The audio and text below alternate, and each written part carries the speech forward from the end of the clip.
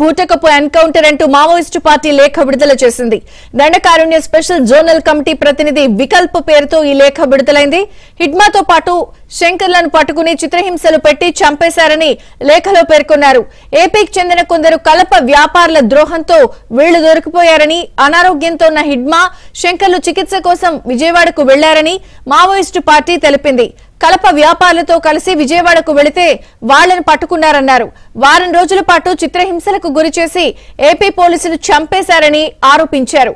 Hidma శంకర్ల encounter పై సమగ్ర దర్యాప్తు చేయాలని మావోయిస్టు పార్టీ డిమాండ్ చేసింది.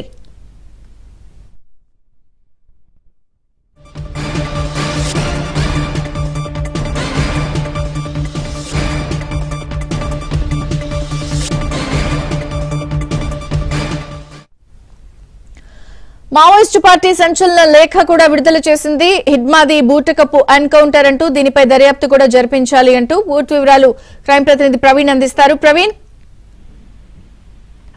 మావోయిస్టు పార్టీ హిడ్మా ఎన్కౌంటర్ పైన మూడోసారి లేఖ విడుదల చేసింది. మూడోసారి లేఖలో కూడా హిడ్మా ఎన్కౌంటర్ కు సంబంధించి అయితే మాత్రం చాలా కీలక అంశాలు అందులో లేఖలో కూడా ప్రస్తావన చేసినటువంటి పరిస్థితి కనపడుతుంది. దండకారణ్య స్పెషల్ జోన్ కమిటీ ప్రతినిధిగా ఉన్నటువంటి వికల్ప్ పేరుతోటే ఈ యొక్క లేఖ కూడా విడుదలైందని చెప్పుకోవచ్చు.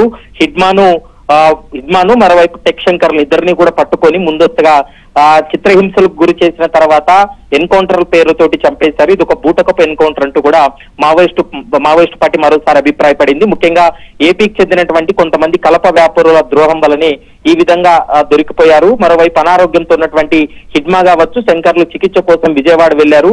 కలప వ్యాపారులతో కలిసి విజయవాడకు వెళ్తే అక్కడ పోలీసులు పట్టుకొని వారం రోజుల పాటు వాళ్ళని చిత్రహింసలకు గురి చేసి ఎన్కౌంటర్ పేరుతోటి చంపేశారు. దీనిపైన పూర్తి స్థాయిలో సమగ్రమైనటువంటి దర్యాప్తు జరపాలనేటువంటి అంశాన్ని అయితే మాత్రం ఇప్పటికే మావోయిస్టు పార్టీ డిమాండ్ చేస్తుంది.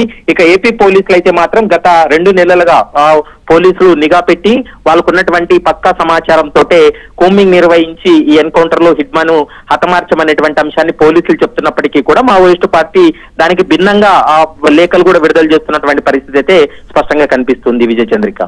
Okay Praveen, thank you.